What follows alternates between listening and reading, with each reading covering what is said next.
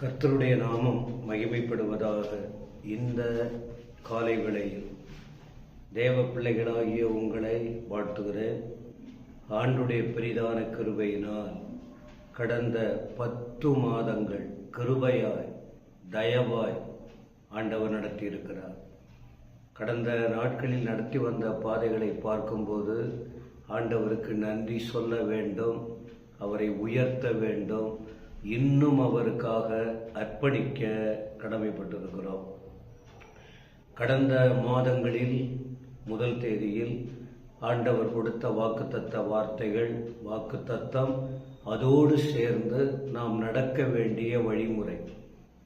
நாம் இப்படி நடந்தால்தான் ஆண்டவர் இதை கொடுப்பார் என்பதுதான் நியமம். அதை தான் அடிமை உங்களுக்கு சொல்லி உற்சாகப்படுத்துகிறேன். அப்போ இந்த 11வது மாதம், அதாவது நவம்பர் மாதம் 1ஆம் தேதி காலையில் உங்களுக்கு கொடுக்கிற வார்த்தை என்ன? நமக்கு ஆண்டவர் இரக்கம் செய்கிறவராயிருப்பார். இரக்கம் உள்ள தேவன். உலகத்தில் நீங்கள் அந்த இரக்கத்தை பார்க்க முடியாது. ஆனால் நம்முடைய தேவன் இரக்கம் உள்ளவர். இதை கேட்டு ஆழமாய் இந்த வார்த்தைகளை நீங்கள் ருசி பார்க்கும்போது அவருடைய இரக்கத்தை பெற முடியும். நாம் நிர்மூலமாகாமல் இருப்பது கர்த்தருடைய கிருபையே. அவருடைய இரக்கங்களுக்கு முடிவே இல்லை. புலம்பல் 3:22 நீங்கள் அதில் பார்க்க முடியும். எனவே பிரியமானவர்களே, இந்த வருட துவக்கத்தில் நீங்கள் பார்த்தால் ஆண்டவர் சில வாக்குத்தத்தங்களும் நடக்கும் வழிகளையும் இந்த வருடத்தின் துவக்கத்தில் முதல் மாதத்தில் நீங்கள் கேட்டிருப்பீர்கள். எரேமியாவின் புஸ்தகம் 42ஆம் அதிகாரம், அதில் அநேக வார்த்தைகளை பார்த்தோம். ஆனால் இப்பொழுது 42ஆம் அதிகாரம் எரேமியா 12ஆம் வசனத்தை உங்களுக்கு படிக்க விரும்புகிறேன். அவன் உங்களுக்கு இறங்குகிறதற்கும் உங்கள் சுய தேசத்திற்கு உங்களை திரும்பி வர பண்ணுகிறதற்கும் உங்களுக்கு இரக்கம் செய்வேன். ஆண்டவருடைய வார்த்தை இது. உங்களுக்கு இரக்கம் செய்வேன். என்ன சம்பவம்? தேவ பிள்ளைகள் ஒரு கூட்டம் பாபிலோனில் அடிமையா போயிருக்கிறார்கள். இன்னும் ஒரு கூட்டம் யூதா தேசத்தில் எருசலேமில் இருக்கிறார்கள். எரேமியா அங்க ஊழியங்களை செய்து கொண்டிருக்கிறார். பாபிலோன் ராஜாவால் நியமிக்கப்பட்ட மனுஷர்கள் அங்க இருக்காங்க. அப்படி இருக்கும்போது தேவனுடைய வழி என்ன? நாங்க எந்த வழியில நடக்கணும்? எங்களுக்கு விளங்கல. எரேமியாவே, எங்களுக்கு நீங்க சொல்லுங்க. ஆரம்பத்துல நல்ல எண்ணம் தான். எங்களுக்கு நீங்க சொன்னீங்கன்னா, கடவுள்கிட்ட கேட்டு எங்களுக்கு அந்த வார்த்தையை சொல்லி கொடுத்தீங்கன்னா, நாங்க தவறான வழியில போகாம தெய்வீக வழியிலே நடக்க முடியும் என்பதாக அங்கே ஆண்டுடைய வார்த்தை சொல்லப்பட்டது. அவங்க கேட்கிறாங்க.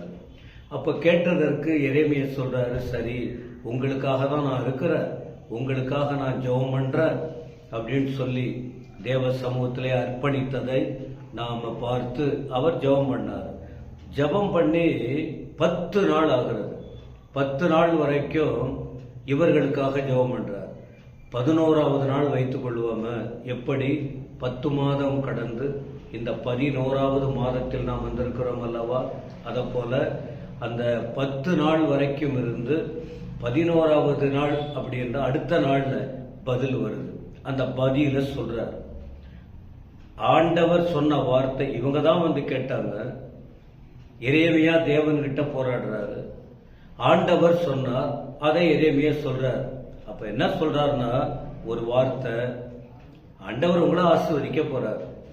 ஆனா அவர் உங்களை இந்த தேசத்துல, நான் உங்களை எங்க வச்சிருக்கிற அந்த இடத்துல, யூதா தேசத்துல, துதிக்கிற இடத்துல, ஆராதிக்கிற இடத்துல, ஆண்டவர் கிரியை செய்கிற இடத்துல நீங்க இருக்க வேண்டும் என்பதுதான்.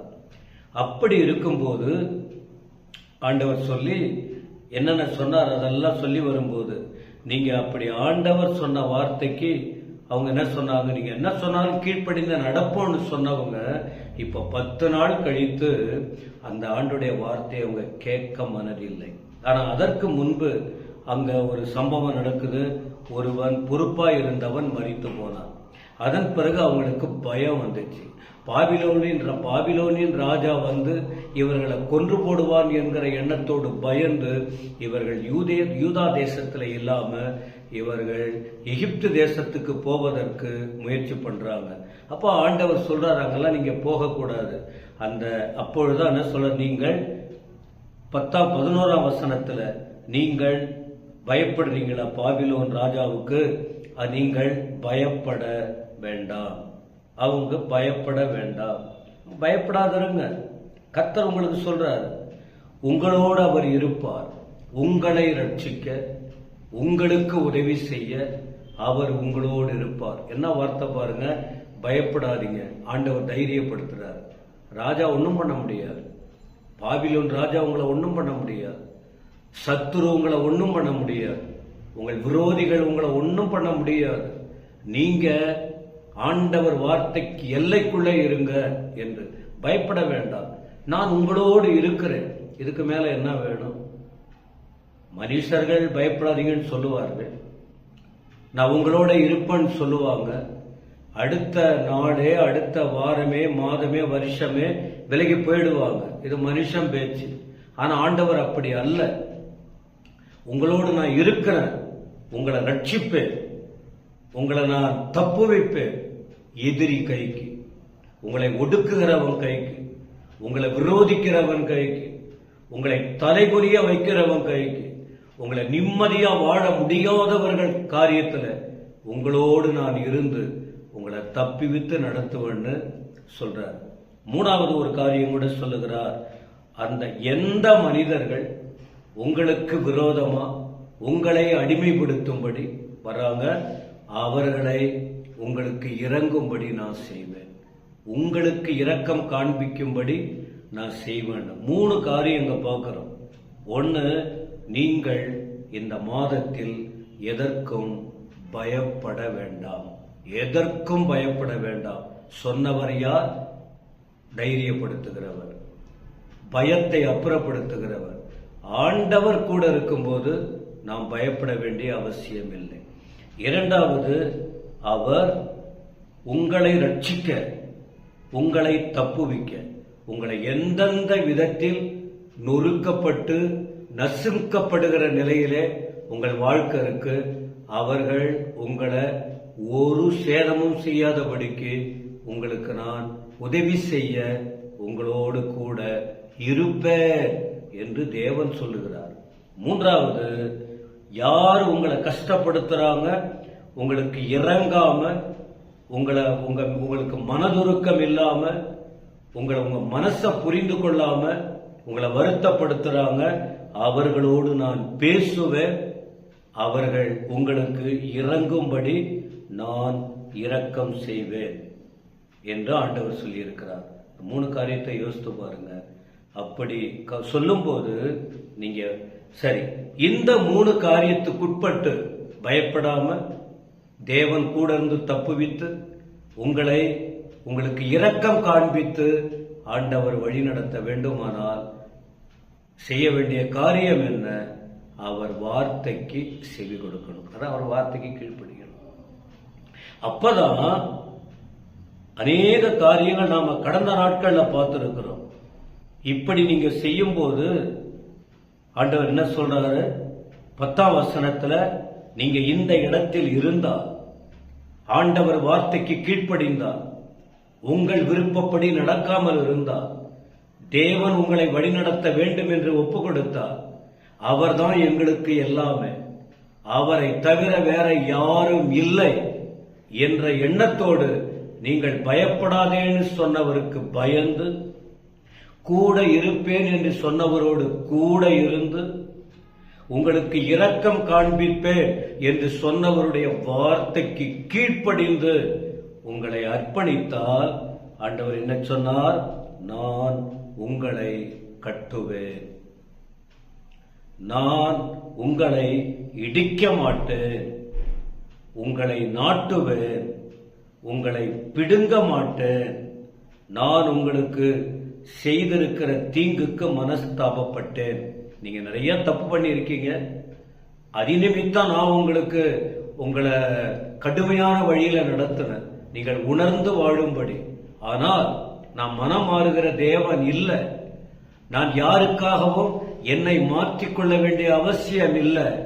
ஆனா நீங்க என்னுடைய ஜனங்கள், உங்களுக்காக என்னை நான் மாற்றிக்கொண்டேன். உங்களை அதை நினைச்சு மனஸ்தாபப்படுறேன்.